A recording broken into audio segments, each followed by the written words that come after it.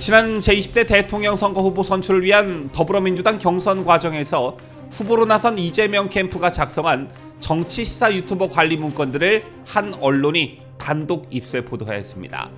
A4 용지 4장 분량의 해당 문건에는 우호적인 채널과 적대적인 채널을 분류해 놨는데, 특히 보수파 성향의 유튜브 채널을 따로 정리해 놓은 것을 두고 블랙리스트일 가능성이 제기되고 있습니다.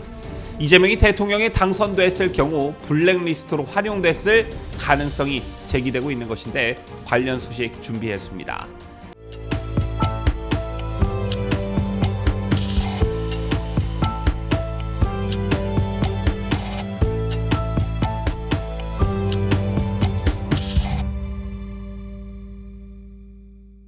시청자 여러분 안녕하십니까? 뉴스데일리 베스트 미네코입니다. 블랙리스트라는 말 여러분께서도 자주 접하시는 단어일 겁니다. 자, 흔히 살생부로 통하는 영단어로 보통 부정적인 의견이 담겨져 있습니다. 반대의 개념으로는 화이트리스트가 있는데요. 이는 화이트리스트가 아닌 나머지는 부정적이라는 의미를 가지고 있습니다. 우리 정치에서도 특히 이 블랙리스트라는 말이 자주 등장하곤 하는데, 이명박 정부 때는 문화계 예술계 블랙리스트 논란이 일었었고요. 요즘 이동관 방송통신위원장 임명 과정에서도 야당이 공격하는 시점이 바로 이명박 정부 때 논란이 일었던 방송장악 블랙리스트입니다. 또한 박근혜 정부로 넘어와서도 역시 문화예술계 블랙리스트 논란이 일었는데, 결국 김기춘 비서실장과 조윤선 장관의 구속으로 이어졌습니다. 자, 그리고 문재인 정부로 넘어와서는 전 정부들이 블랙리스트를 작성한 것으로 인해 처벌을 받고 그것을 맹렬하게 비판하면서 소위 적폐청산을 명분으로 정권을 잡았음에도 불구하고 똑같이 블랙리스트 사건이 일어났습니다. 자, 이것 때문에 김은경 환경부 장관이 실형을 받았는데, 바로 환경부 블랙리스트 사건이 그것입니다. 자, 이렇게 보면 블랙리스트를 작성한 경위야 어떻게 됐든 특정 대상을 상대로 리스트를 작성하는 것만으로도 매우 예민한 사안이 될 수가 있고 논란이 되기 십상입니다. 자, 그렇다면 이러한 경우는 어떨까요? 지난 제20대 대통령 선거 후보 선출을 위한 더불어민주당 경선 과정에서 이재명 캠프가 작성한 정치 시사 유튜버 관리 문건들을 한 언론이 입수해 단독 보도했습니다. 월간조선의 단독 보도로 알려진 사실인데요. 제게 이른바 블랙리스트와 화이트리스트 형태를 갖추고 있고, 만에 하나 이재명이 대통령으로 당선이 됐다면 이 문건이 실제 블랙리스트로 작용했을 수도 있는 관측이 제기되면서 논란이 되고 있습니다. 자, 우선 해당 문건은 A4 용지 4장으로 작성되어 있습니다. 그 분류를 보면 경기도정 정치시사 관련 협업 대상, 그리고 경기도정 홍보협업 정치시사 유튜브 현황, 이렇게 되어 있는데, 이 리스트는 소위 화이트 리스트로 보여집니다. 그리고 다른 한 장에는 정치시사 유튜브 현황 보수, 이렇게 되어 있는데, 이게 바로 블랙리스트일 가능성이 있다는 겁니다. 자, 지금 보시는 게 바로 그것인데, 참고로 해당 문건은 지난해 11월 검찰이 이재명 대표의 측근 김용 부원장을 정치자금법 위반으로 수사했을 당시 압수한 것들입니다. 문건의 제목과 등장인물들의 직책, 그리고 이들의 유튜브 채널 구독자 수 등을 종합해 볼 때 위 문건들은 2020년 5월 이후에 생성된 것으로 추정됩니다. 당시 이재명은 경기도지사로 재직 중에 있었는데요. 자, 아시다시피 이재명은 2018년 7월 1일부터 경기도지사직 임기를 시작해 2021년 7월 1일 대권 도전을 공식 선언했었지요. 자, 이런 사실이 알려지자 해당 문건에 이름이 들어간 당사자들은 이게 이재명의 블랙리스트일 가능성이 있다고 내다봤습니다. 월간조선과 인터뷰한 펜앤드마이크 천영식 대표이사는 단순히 보수다, 진보다 성향만 분석해 놓은 것이라면 곧바로 블랙리스트라고 단정할 수는 없다. 그러나 이재명 후보가 대통령에 당선되었을 경우 해당 문건을 블랙리스트로 활용했을 가능성을 배제할 수 없다면서 이재명 캠프 내부에서 우리를 기피 대상 혹은 혐오 대상으로 봤을 수도 있다, 이렇게 말했습니다. 조갑제TV를 운영하는 조갑제 전 월간조선사 대표도 또한 선거운동 차원에서 이 리스트를 만들었다면 큰 문제는 없어 보인다면서도, 만약 이재명 후보가 대통령에 당선되고 난 뒤 해당 문건을 악용했다면 그땐 문제가 됐을 것이라고 말했습니다.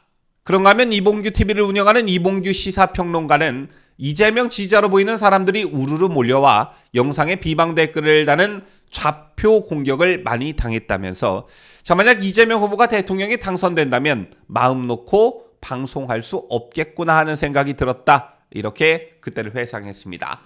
그러면서 이 대표는 만약 경선 및 대선이 한창일 시기에 위 문건이 유출됐다면 보수 인사들이 공동 대응에 나섰을 것이라고 본다고 부연 설명했습니다. 또한 신혜식 신혜한수 대표도 이명박 박근혜 정부 당시 문화예술계 인사들의 정치 성향을 나눠 분류해 놓은 문건이 공개가 되면서 관련자 여럿이 감옥에 들어가지 않았나라며 이를 거세게 공격했던 민주당과 이재명 측이 결국 똑같은 짓을 한 것이다. 만약 이재명 후보가 정권을 잡았더라면 해당 문건이 반대파를 탄압하는 용도로 쓰였을 것이라고 예상한다. 자기들이 하면 문제가 없고 국민의힘이 하면 안 된다는 전형적인 내로남불 행태라고 꼬집었습니다.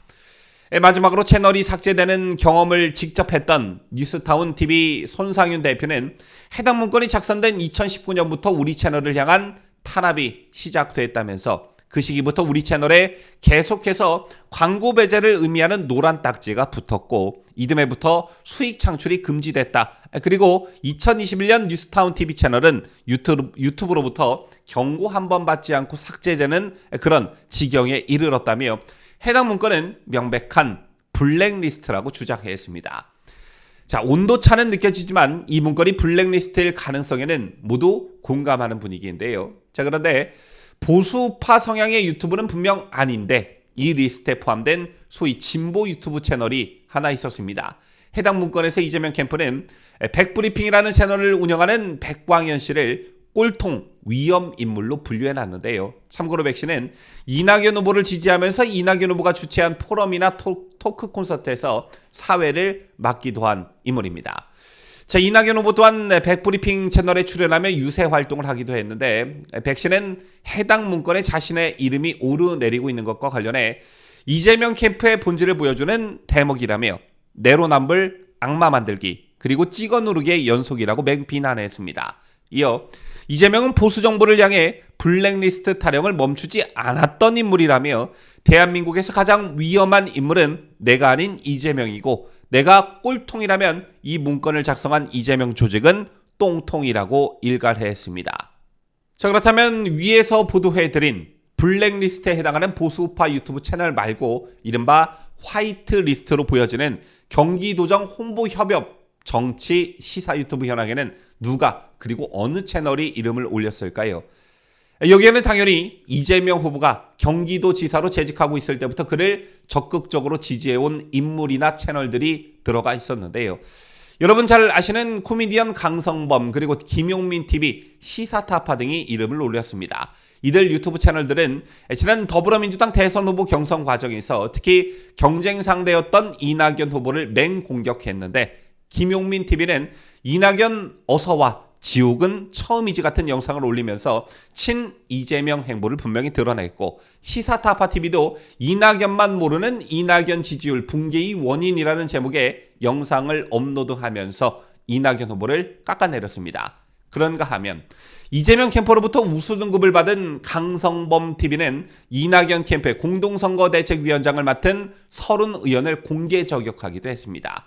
그리고 이런 것들이 지난 민주당 경선 과정에서 논란으로 번지기도 했었는데요. 민주당 경선이 한창이었던 2021년 8월 중순 이낙연 캠프에서 이재명 후보를 지지하는 유튜버들의 명단이 담긴 문건이 유출되면서 이들로부터 거센 반발을 불러일으킨 적이 있습니다. 친 이재명 성향의 유튜버들이 경기도로부터 거액의 출연료와 광고 수주를 받으며 이낙연 후보에 대한 비방 방송에 나서고 있다는 것이 문건의 주된 내용이었습니다.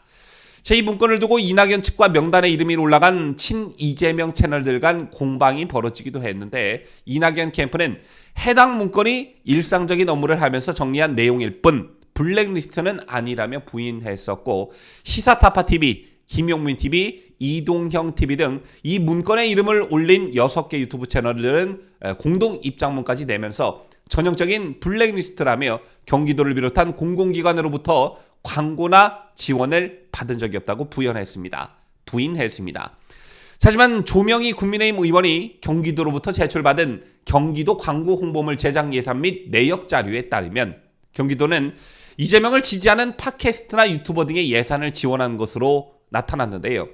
경기도는 2019년부터 2021년까지 약 2년 6개월간 팟캐스트에 4억 5,300만 원, 유튜브에 8억 7,200만 원의 예산을 사용했습니다. 자, 그리고 실제 대선을 3주일가량 앞둔 2022년 2월 15일 경기도청 정치시사 관련 협업대상 문건에 이름을 올린 오창석, 김용민, 강성범, 최진봉 성공회대 교수를 포함해 각계 인사 184명은 이재명 후보를 지지하는 공동선언문을 발표하기도 했습니다. 자, 여러분들 어떻게 보셨는지요? 지금까지 보도해드린 내용에 대해 심각성을 느끼신 분들도 계실 테고 아니면 대수롭지 않게 생각하시는 분들도 물론 계실 겁니다. 하지만 이러한 리스트가 만들어지게 되는 주된 목적은 어떠한 행태로든 어떠한 방법이로든 불이익을 주기 위해 노력했다고 볼 수 있기 때문이죠. 또 해당 문건에서도 드러나듯 블랙리스트가 가는 곳에 화이트리스트가 있고 화이트리스트가 있다면 반드시 블랙리스트가 있기 마련인데요. 자기네 사람들은 챙기고 반대편에 있는 사람들은 어떤 식으로든 불이익과 탄압을 주는 것이 일반적인 행태인데 그 전이 바로 리스트 작성인 것입니다. 자, 이런 측면에서 만약 이재명 측이 권력을 잡았다면 적폐청산이나 개혁 등의 미명으로 해당 문건을 실제 활용했을 가능성이 농후했다는 데 문제가 있다. 저는 이렇게 보는데요. 참 생각만 해도 아찔하군요. 지금까지 저는 자유대한민국을 소화하는 뉴스데일리 베스트 민앵커였습니다.